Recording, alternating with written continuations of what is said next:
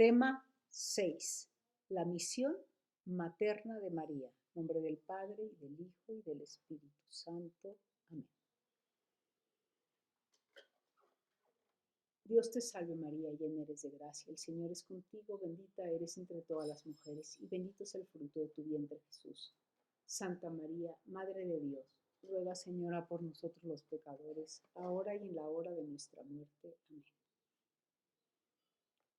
Este tema de hoy, la misión materna de María, está dedicado al estudio de la cooperación de Santa María en la salvación, es decir, la misión corredentora. He aquí como la describe el Concilio Vaticano II. Voy a citar textualmente. María, hija de Adán, aceptando la palabra divina, fue hecha madre de Jesús y abrazando la voluntad salvífica de Dios, con generoso corazón y sin el impedimento de pecado alguno, se consagró totalmente a sí misma, cual esclava del Señor, a la persona y a la obra de su Hijo, sirviendo al misterio de la redención con Él y bajo Él, por la gracia de Dios omnipotente. Con razón, pues, los santos padres estiman a María no como un mero instrumento pasivo, sino como una cooperadora a la salvación humana por la libre fe y obediencia. Lumen Gentium 56. Vamos a ir viendo toda la definición poquito a poquito y luego pasamos ya a lo siguiente. Lo primero que empieza el concilio en este punto es María, hija de Adán. Ya hemos hablado de la importancia de que María sea hija de Adán. No nada más sea, no sé, que Dios la hubiera podido crear como creó a Adán y como creó a Eva, sin unos padres, sino que María, al ser hija de Adán, es de la naturaleza humana, de la única naturaleza humana que es la descendencia de Adán, y tiene, por ser humana, la posibilidad de pasar esta mismísima humanidad a Jesucristo. Este es el punto importante donde Jesús, ¿no?, tiene la naturaleza divina y la naturaleza humana, pero verdadera naturaleza humana, no una copia de la naturaleza humana, sino verdadera naturaleza humana. Por eso importa el hija de Adán. Aceptando la palabra divina. Y aquí viene el punto importantísimo. Aceptando. Quiere decir que lo acepta. Ahí está la voluntad de María marcando su deseo de seguir la voluntad de Dios. A María no se le impone ninguna voluntad. Ella la acoge, la hace propia y con espíritu generoso desarrolla lo que en potencia Dios le da y acoge todo lo que Dios le da para hacer que dé frutos. Entonces, importantísimo que ella abraza la voluntad salvífica de Dios. Todo esto, o sea, el que Dios haya tenido para ella esta voluntad antecedente donde María es madre de Dios, obedece a una voluntad salvífica de Dios. Y María acepta esto con generoso corazón. Lo sabemos, no hubo nada que se guardara para sí misma. Ella dice, he aquí la esclava del Señor, y cuando dice he aquí la esclava del Señor, lo dice de verdad. Sin el impedimento de pecado alguno. Esto también lo habíamos visto, sin el impedimento de pecado alguno. Importantísimo, porque no hay nada, ni el más minúsculo escollo entre María en su relación con Dios, en su respuesta a Dios, en la generosidad con que ama a Dios, que eso es lo que es el pecado, cuando uno no es generoso en el amor, cuando uno no sabe responder. En María no hay ningún momento de esos. María siempre es entregada a Dios, sin el impedimento, y también sabemos que otra de las prerrogativas, ¿no?, que es la Inmaculada Concepción, que ya lo vimos en su momento. Sin el impedimento de pecado alguno, se consagró totalmente a sí misma, ya, cual esclava del Señor, a la persona y a la obra de su Hijo. Y aquí me detengo un poquitito. María no solo acepta ser la madre de Jesucristo y lo parió y se acabó, sino que, y esta es la increíble, ¿no? Dice, se consagró totalmente a sí misma, cual esclava del Señor, a la persona y a la obra del Hijo. Es decir, todo lo que tiene que ver con el Hijo, la Santísima Virgen está unida al Hijo. En todo. En todo es en todo. Y no solo a la persona, sino también a la obra del Hijo. ¿Cuál es la obra? La redención. María se une en Jesús a la redención de los hombres. Y por eso se la llama corredentora. Está con él siempre. Sirviendo al misterio de la redención con Cristo, pero también bajo Cristo. Esto es importante. Ella es corredentora, pero sabemos que nuestra redención nos viene solo por los méritos de Cristo y que de hecho las prerrogativas de las que goza María habían sido dadas o conquistadas, si quieren verlas de esa manera, por los méritos de Cristo de una manera preventiva. Eso es importante. De una manera preventiva, María ha sido salvada por Jesús. No la deja caer en el pecado, la previene del pecado, pero la previene del pecado con sus méritos redentores. Entonces, sirviendo al misterio de la redención con él y bajo él, por la gracia de Dios omnipotente.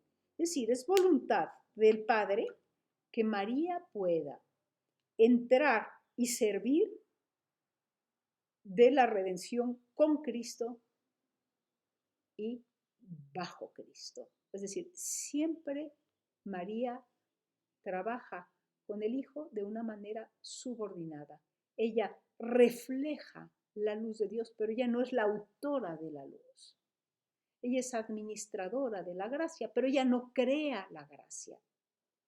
Ella es criatura, ella responde. Su respuesta es finísima. Su respuesta refleja a Dios totalmente, es nítida. Si nuestra vida fuera a ser un espejo, el de María reflejaría la imagen de Dios perfecta, pero es imagen, no es Dios. Esto es una de las cosas que nos tiene que quedar siempre bien claro.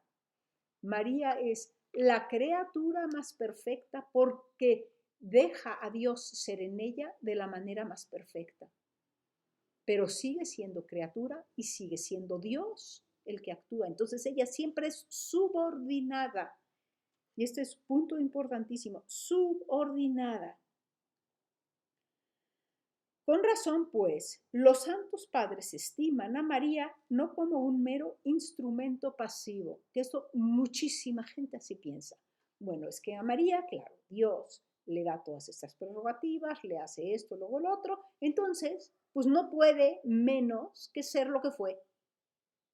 Como si María fuera un robotito. Dios pensó y ella, pues no le quedó de otra, como el pasto, ¿no? Si tú riegas el pasto y sale el sol y no hay gallina ciega, el pasto crece. Entonces, María, pues tenía que crecer.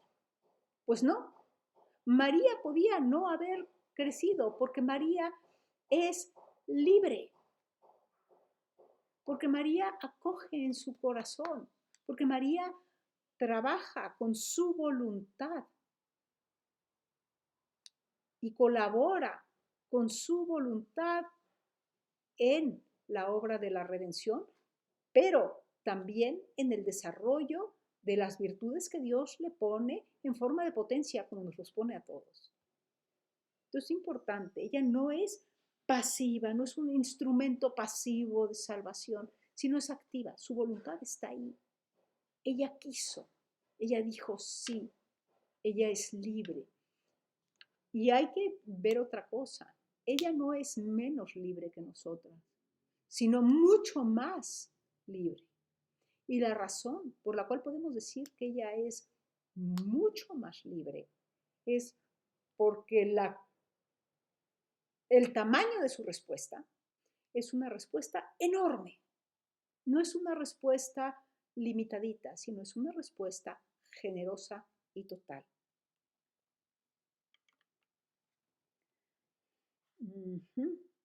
Sino como una cooperadora de la salvación humana por la libre fe y obediencia. Ella le creyó a Dios y ella quiso obedecer.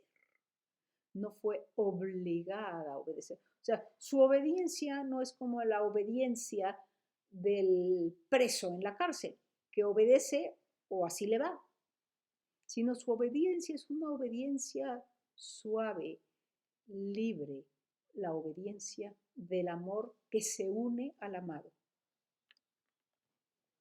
Entonces, la Madre de Dios tiene un lugar preciso y singular en el plan de salvación. El lugar más cercano a Jesús, pero siempre subordinada a Jesús. Y como la misión de María en la liberación de los hombres es consecuencia de su maternidad divina, o sea, porque es Madre de Dios, se une al Hijo, ¿no? Para la misión, pero además es Madre de Dios, ¿por qué?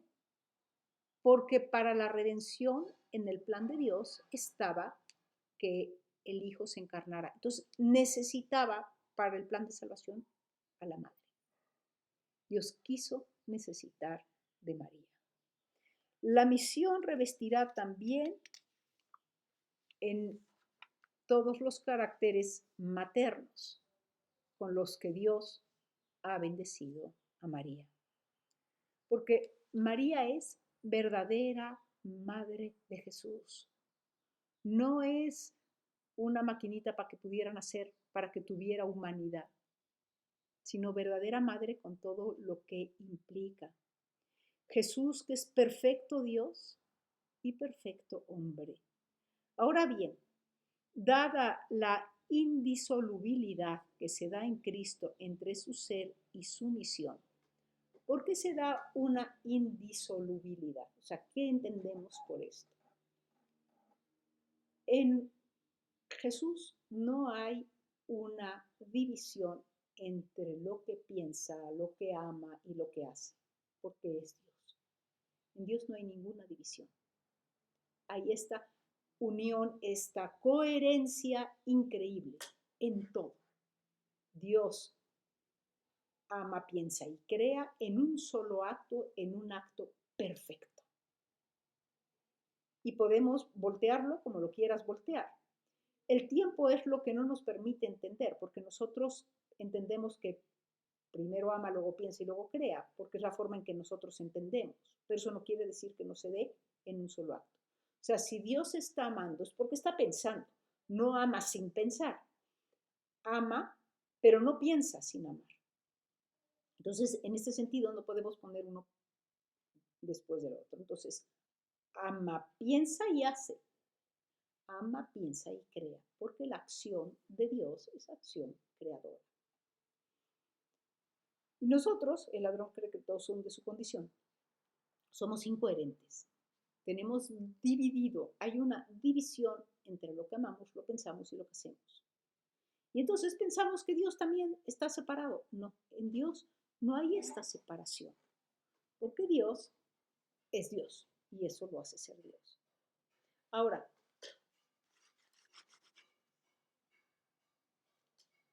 La maternidad entonces de Santa María al mismo tiempo hace referencia igual a su misión, porque en María esta respuesta libre, ¿sí?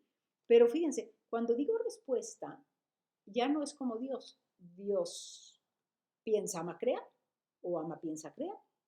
En María recibe, acoge y da. Ya hay, aunque sea una fracción de nada, de después, porque ella no es creadora, ella responde, pero responde de la manera más perfecta posible. Más perfecta posible quiere decir lo más inmediato y lo más total y lo más generoso y lo más amoroso, con libertad absoluta. Entonces, por eso, en María, en su esencia, por la respuesta que ha dado y su misión, se unen a imagen de la unión que hay en Dios. Pero en María, repito, es imagen, imagen, imagen, imagen, que se nos quede clavado, que María no es Dios. Dice el Concilio Vaticano II, textual: la vocación materna de Santa María, por designio divino, fue ser madre del Redentor, y al engendrar al Hijo, al alimentarlo, al presentarlo en el templo, al padecer con él en la cruz, cooperó en forma del todo singular en la restauración de la vida sobrenatural en las almas.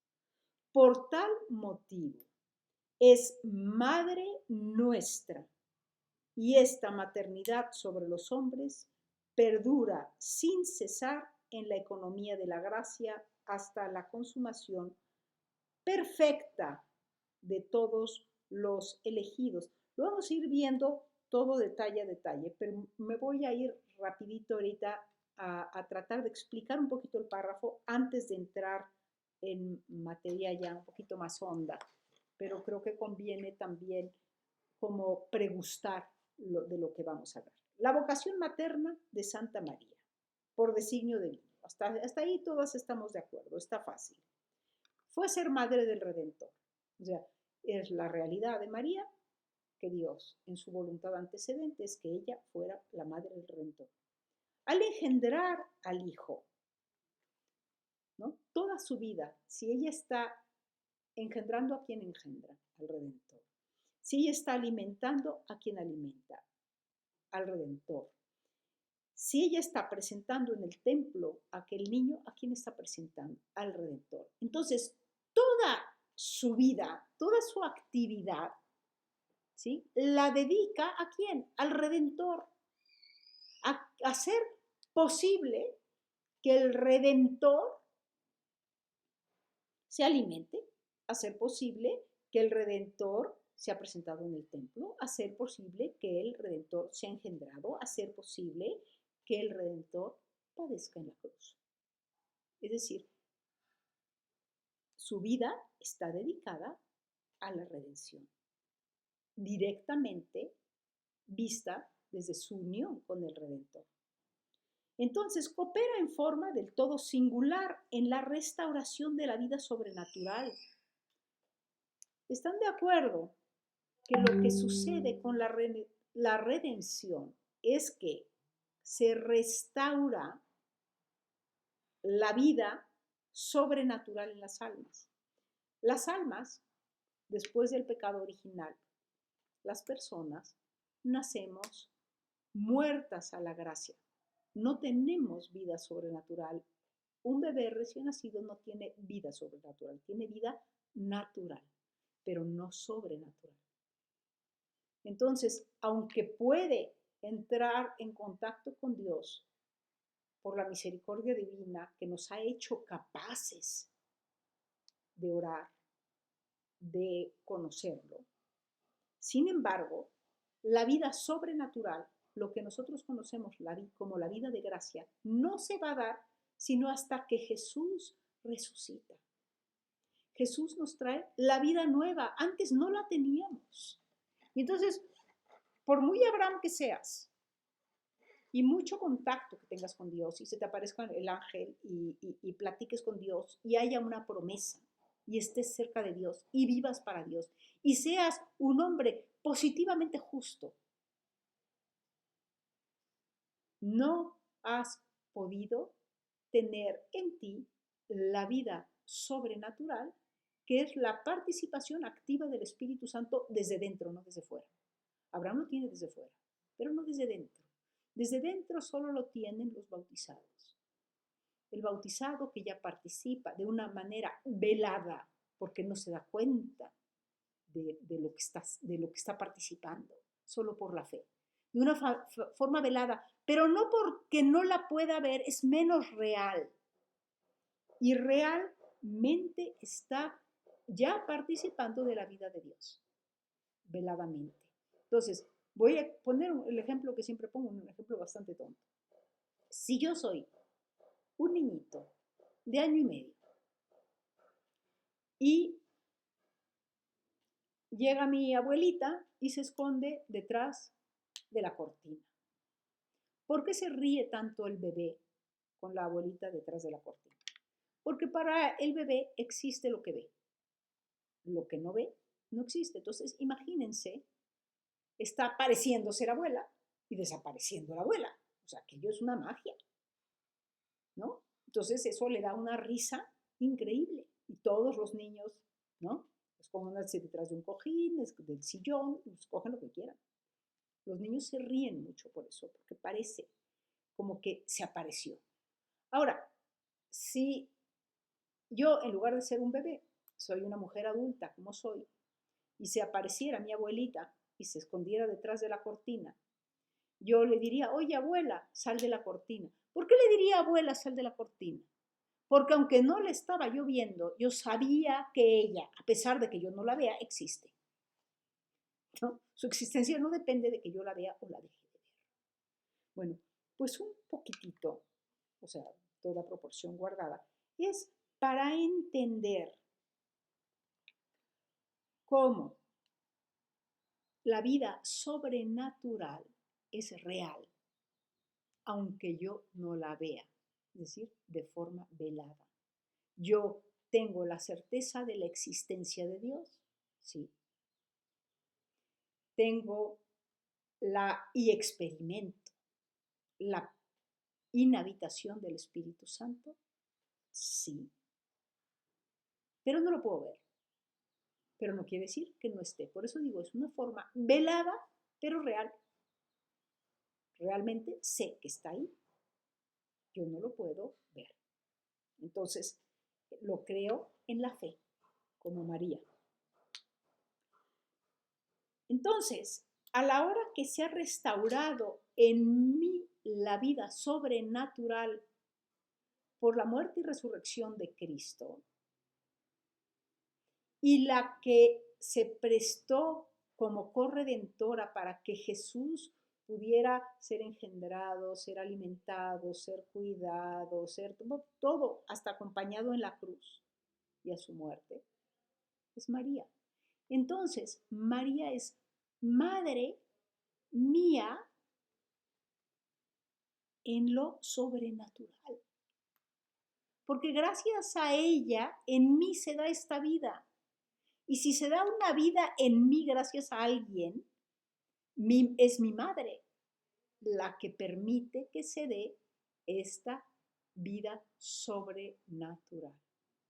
Por Eva nos viene la vida natural, pero María es la nueva Eva que nos da la nueva vida de la nueva creación. Y esta nueva vida de esta nueva creación es una vida sobrenatural. Entonces, por tal motivo podemos decir que María es madre nuestra y esta maternidad sobre los hombres perdura sin cesar en la economía de la gracia. ¿Qué es la economía de la gracia? Es todas las bendiciones de Dios, todo con lo que Dios quiere hacernos capaces de llegar a Él, que nosotros podamos coger de ahí y desarrollar para darle ese sí vivo activo para poder llegar a Él. Eso es la economía de la gracia. Perdura sin cesar en la economía de la gracia hasta la consumación perfecta de los elegidos. Lumen Gentium 61-62. ¿Cuál es la consumación perfecta de los elegidos? Cuando venga la resurrección de los cuerpos. No solo cuando tengamos ya, después de nuestra muerte física, esta visión de nuestro Señor, que estemos cara a cara con nuestro Señor. Estaremos cara a cara con nuestro Señor, pero nos faltará algo. Es que nosotros no somos espíritus, somos naturaleza humana, y la naturaleza humana requiere también de nuestra carne, de nuestro cuerpo. Entonces, cuando nosotros estemos en la plenitud de nosotros mismos, necesitamos nuestro cuerpo y nuestro alma juntos.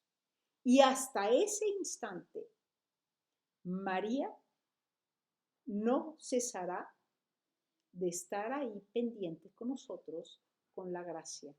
Perdura sin cesar en la economía de la gracia hasta la consumación perfecta de los elegidos. Ahora vamos a ver todo esto, cómo se manejan todas estas gracias. Siguiendo, por tanto, las orientaciones del concilio en este tema, vamos a estudiar la cooperación de María en la salvación del género humano desde la óptica de su misión materna. María es siempre y en todo momento madre, y por tanto todas sus acciones son maternas. Todas sus acciones son maternas.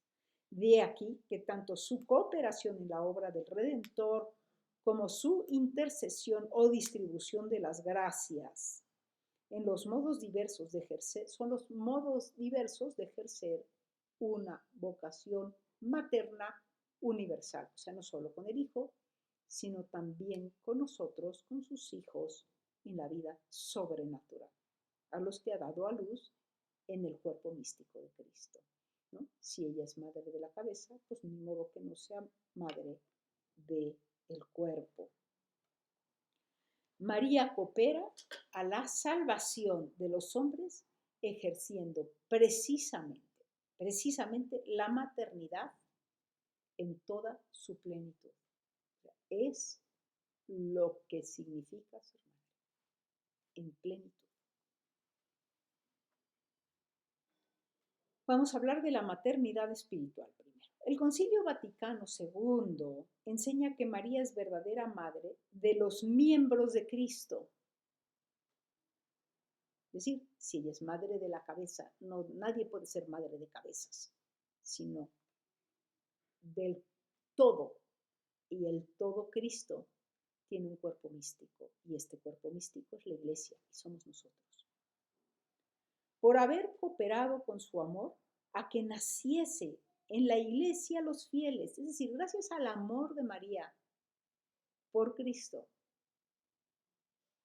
nosotros pudimos nacer en la Iglesia por la gracia del bautismo, o en su momento en la gente que no fue bautizada, en la gente que cuando ha muerto sin bautizo, Jesús le ofrece la vida eterna, por lo tanto participar del cuerpo de Cristo, y esta gente le dice que sí. Entonces, ese es el otro grupo de gente, para que no me digan luego, ay, ¿qué va a pasar con el hindú? Que quién sabe qué. No, todos los que son a los que se les ofrece y acogen la gracia. A algunos se nos ofreció en el bautismo y a otros se les va a ofrecer o se les ofreció ya hasta el momento de su muerte, que es un punto escatológico muy importante. Pero no hay ningún ser humano, y lo dice San Pablo clarísimamente, Dios quiere que todos los hombres se salven y lleguen al conocimiento de la verdad. Y cuando dice todos, se refiere a todos. No dice, Dios quiere que algunos hombres se salven y los demás pues ni modo. No, todo ser humano fue creado porque fue amado y pensado por nuestro Señor para vivir en la plenitud de su propia vida. Pero el hombre tenía que colaborar con su sí, decirle sí, Señor, eso es lo que yo quiero. Ahora, después de la resurrección de Cristo, gracias al bautismo, el ser humano puede vivir ya en esta tierra y no ser de este mundo, sino ya, con lo que estábamos diciendo hace un ratito, una forma velada pero real, estar participando de la vida en Dios, veladamente. Y los que no tuvieron la oportunidad del bautismo pueden participar de la vida de Dios entrando a la iglesia purgante y a la iglesia triunfante, ¿sí? Que es tan iglesia como la iglesia militante a la que nosotros pertenecemos. Por haber cooperado con su amor a que naciesen en la iglesia los fieles, naciesen en la iglesia los fieles, los bautizados y los que al morir acogen la verdad de Cristo, que son miembros de aquella cabeza. Otra vez, iglesia triunfante, purgante y militante. Los que pertenecemos a la iglesia en cualquiera de sus tres formas, somos cuerpo de Cristo. Por lo tanto, nuestra cabeza es Cristo. La Virgen colabora con Cristo en un plano subordinado y dependiente, que ya lo hemos dicho muchas veces, subordinado y dependiente, en el nacimiento de los miembros de la Iglesia, y es por ello verdadera y propia madre espiritual de cada uno de los fieles. Repito, plano subordinado y dependiente. ¿Por qué? Porque estamos en Cristo por los méritos de Cristo. O sea, el hacedor, el creador de esos méritos es Cristo. Y María, de una manera dependiente y subordinada de Cristo, colabora en una forma totalmente real y maternal a que nosotros nazcamos en esa iglesia, al ser ella corredentora. Y ya lo vimos por las dos formas. Una es por su adhesión a Cristo y otra es por su adhesión a la obra de Cristo. Son dos cosas, una es Jesús y otra es su obra, aunque las dos van íntimamente unidas. Y por eso María colabora al nacimiento, en las dos formas, al nacimiento de nosotros como miembros en la iglesia. Y si ella colabora a nuestro nacimiento, es verdadera y propia madre espiritual de todos y cada uno de nosotros. Todos y cada uno. El Papa Pablo VI afirma en la exhortación Signum Magnum que la maternidad espiritual es parte integrante del misterio de la salvación humana. La maternidad espiritual, es decir, que María sea nuestra madre, es una parte del misterio de nuestra salvación, que necesitamos de esa madre. No sabemos cómo, es un misterio de salvación, pero es parte importante del misterio de salvación, por lo cual debe ser tenida como de fe por todos los cristianos. No es si te interesa o no te interesa, por lo cual debe ser tenida como de fe por todos los cristianos. Vamos a hablar de las bases bíblicas para esta maternidad espiritual. Hay tres textos evangélicos que hacen referencia explícita a esta verdad. Primero, Juan 2, 1 y siguientes. Todo este episodio de las bodas de Cana se encuentra en la perspectiva de María como madre. 4 veces aparece la Virgen en esta escena con el título de Madre de Jesús. Como madre, actúa también ante el Hijo y ante los servidores. Se contempla, pues, una doble maternidad, la física respecto a Jesús y la espiritual respecto a los hombres, manifestada en la frase, haced lo que Él os diga. Con Jesús, como mamá, le dice, le pide, intercede. como mamá, con la sencillez de una mamá que le pide algo a su hijo, así de sencillo. Pero al mismo tiempo, con aquellos servidores les pide de la misma manera sencilla, haced lo que Él os diga. Y aquellos que hicieron lo que Él les dijo.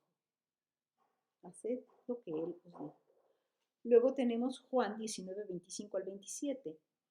Por todo el contexto de claro sabor mesiano y eclesiológico, las palabras de Jesús otorgan a María una misión que está en íntima conexión con la obra redentora que el Señor consuma en aquellos momentos. María es madre de los seguidores de Jesús. María es madre de los seguidores de Jesús. Y luego, finalmente, en el Apocalipsis 12, 1 al 18, es la escena, ¿no?, que viéndola bajo una perspectiva cristológica, vamos a ver a la mujer vestida de sol como madre física de Jesús. El hijo que nace es atacado por el dragón, pero Dios lo protege de sus ataques y entonces, despechada la serpiente contra la mujer, se fue a hacer la guerra al resto de sus hijos, los cuales guardan los mandamientos de Dios y mantienen el testimonio de Jesús. De esta forma, en esta visión aparece María como madre física de Cristo y como madre espiritual de todos sus discípulos. La maternidad espiritual a lo largo de la historia. Doctrina de los Santos Padres.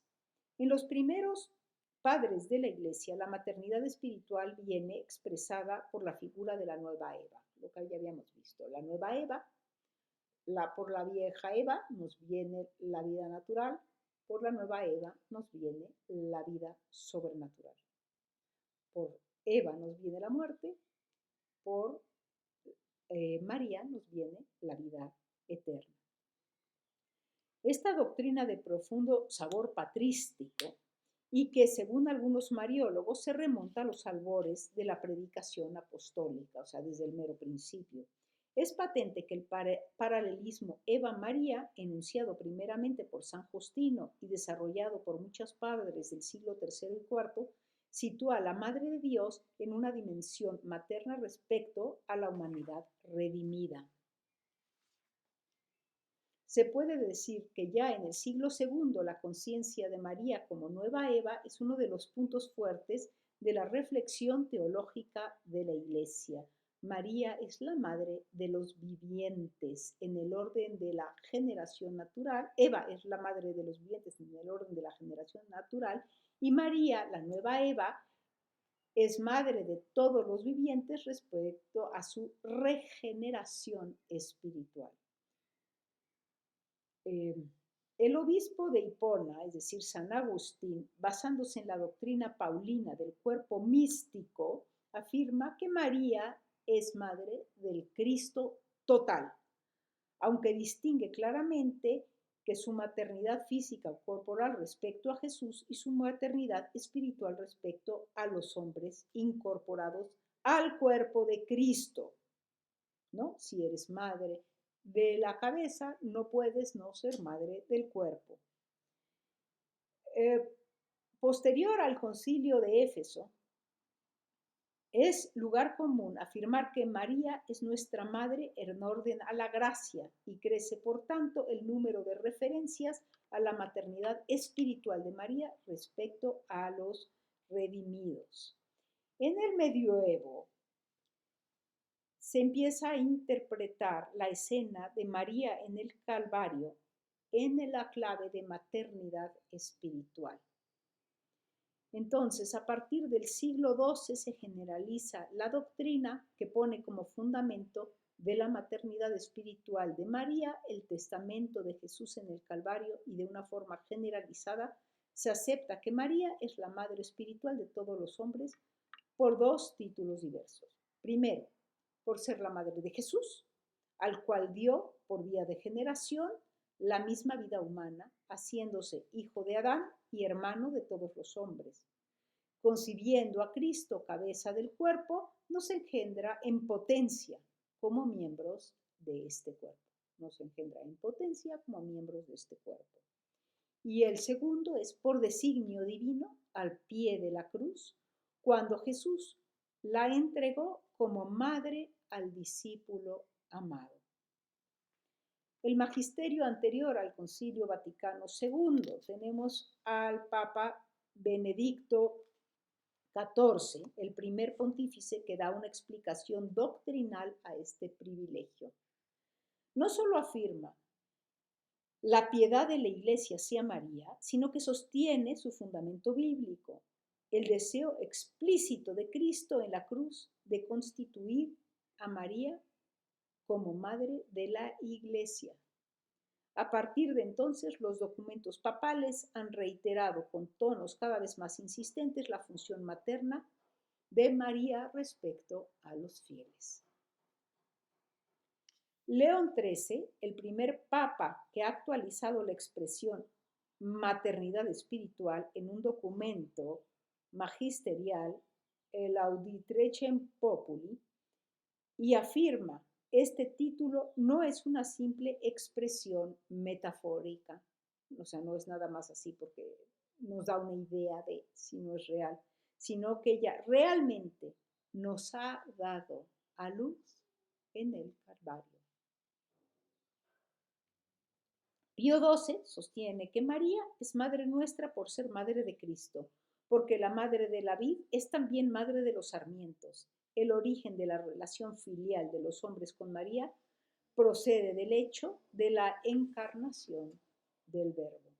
Se puede afirmar en la perícopa de Juan 19, 25 a 27, que es el texto preferido por el magisterio para fundamentar la maternidad espiritual de María. El magisterio no ve en estas palabras de Cristo a su madre el origen de la maternidad espiritual, sino su más solemne proclamación. O sea, no es el origen, sino la proclamación. Se trata de una acción divina que ratifica la maternidad espiritual engendrada en la encarnación del Verbo.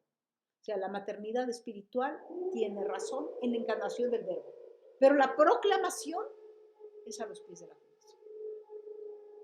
María ejerce su maternidad universal dispersando todas las gracias, pues su vida a la gloria sin fin no se ha separado de nosotros, no nos pierde de vista, está siempre atenta y se inclina a escuchar nuestras plegarias, a acoger las invocaciones de fe que le presentamos con profunda humanidad para transmitirlas a su Hijo. Juan 23, discurso de 1961. Resumiendo, podríamos decir que las enseñanzas magisterial de los últimos romanos pontífices se observa una más profunda interpretación de la escena de María en el Calvario en clave de maternidad espiritual. El Concilio Vaticano II. En el capítulo 8 de la Constitución Lumen Gentium, al tratar de la función de la Santísima Virgen en la economía de la salvación, se afirma que María, por haber dado al mundo la vida misma, contribuyó de forma eminente a la regeneración de los vivientes, y esta contribución la convierte en madre de todos los vivientes. O sea, ella colabora de manera inminente en la regeneración, en la nueva vida que se nos ofrece. Y por tanto es madre de todos los vivientes. ¿No? Lumen Gentium 56. La asociación de María a la misión de su Hijo comienza en la Anunciación, en un increchendo. Esto es precioso, siempre es esta potencia que te da Dios para que tú desarrolles y vayas creciendo, siempre más, a tope. Y ese tope cada vez es más grande, porque si primero era capaz de uno, ahora soy capaz de 1.000.000 y luego soy capaz de miles de millones.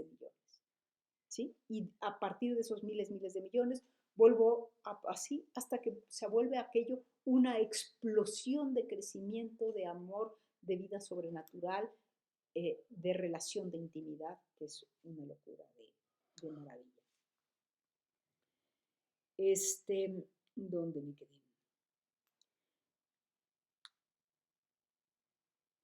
Se afirma que María, por haber dado la vida, contribuye en forma eminente a la regeneración de los vivientes y esta contribución se convierte en la madre de todos. La asociación de María a la vida del Hijo comienza en la Anunciación, en un increciendo llega a la plenitud en el Calvario, al consentir y unirse total y amorosamente a la oblación de Cristo. Y allí el Redentor la entrega como madre al discípulo amado. En la tercera parte de este capítulo, cuando se trata de la Santísima Virgen y la Iglesia, se hacen dos afirmaciones. Vamos a ver las dos. Uno, que hay un solo mediador entre Dios y los hombres. Solo hay unos méritos y ese es Cristo Jesús, el único que puede hacer, porque es Dios, hacer méritos verdaderos, hacer, crear. Y dos, que la misión maternal de María para con los hombres no oscurece ni disminuye en modo alguno la mediación única de Cristo, sino que sirve para demostrar su poder. María solo refleja el poder de lo que ha hecho Dios. María reparte lo que Dios ha creado, ¿no? En ejemplo burdo, hemos puesto, ¿no?, que Jesús, por ejemplo, fuera el panadero que hace el pan y María es la que reparte el pan entre la gente, pero no hace el pan. Ella no hace el pan, que nos quede muy claro, ella no lo hizo, ella lo reparte. Es decir, la mediación materna de María es subordinada y dependiente. O sea, si no hubiera quien hiciera el pan, no tendría María nada que repartir, porque ella es incapaz de hacer el pan. Ella colabora con el panadero en todo, absolutamente en todo. Y luego el panadero le encarga que reparta aquel pan. Pero ella no hizo el pan, ella colaboró con el panadero. Colaborar es muy diferente que ser el autor. Subordinada y dependiente de él, que es el único mediador. Después de esta precisión, el concilio explica el fundamento de la maternidad espiritual. María cooperó en forma enteramente singular a la obra del Salvador con la obediencia, la fe, la esperanza y la ardiente caridad, con el fin de restaurar la vida sobrenatural en las almas. Por eso es nuestra madre en el orden de la gracia, número 61. Esta maternidad espiritual se prolonga con su exaltación al cielo, en cuerpo y alma, donde prosigue su acción salvadora e intercesora. Ella sigue amando, dando, siendo la esclava del Señor siempre, diciéndole que sí a Dios en todo y dándonos a nosotros todo aquello que vamos necesitando de la economía de la salvación, ¿no? Es la señora de la despensa de Dios, de la gracia de Dios. No es la hacedora de la gracia, es la dispensadora de la gracia, la repartidora. Con su amor materno se cuida de los hermanos de su hijo, que todavía peregrinan y se hallan en peligro y ansiedad hasta que sean conducidos a la patria bienaventurada. El magisterio postconciliar. Pablo VI, en el día de la clausura de la tercera sesión del concilio, ratificó la principalidad de la maternidad espiritual al proclamar solemnemente que María es madre de la Iglesia. María, madre de la Iglesia.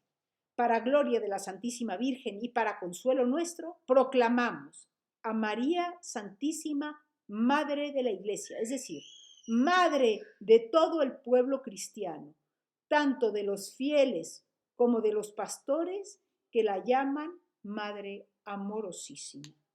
Si deseamos resumir de forma sintética el pensamiento de Pablo VI, basta con afirmar que la maternidad espiritual es una verdad muy consoladora y por la libre voluntad de Dios sapientísimo, es parte integrante del misterio de la salvación humana, por lo cual debe ser tomada como de fe por todos los cristianos.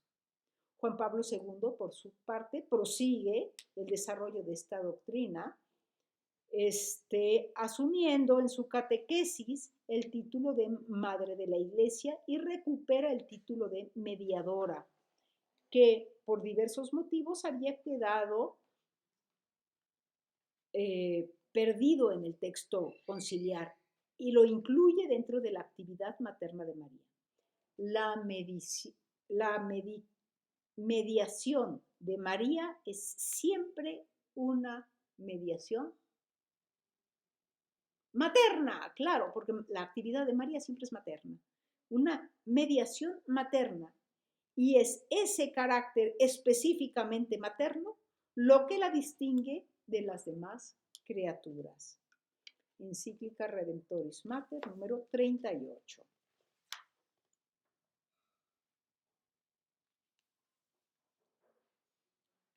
Vamos a continuar esta clase en el capítulo siguiente, en el capítulo B, y ahora vamos a dar gracias a Dios. En nombre del Padre, y del Hijo, y del Espíritu Santo. Amén. Te damos gracias, Señor, por todos los beneficios, a ti que vives y reinas por los siglos de los siglos. Amén.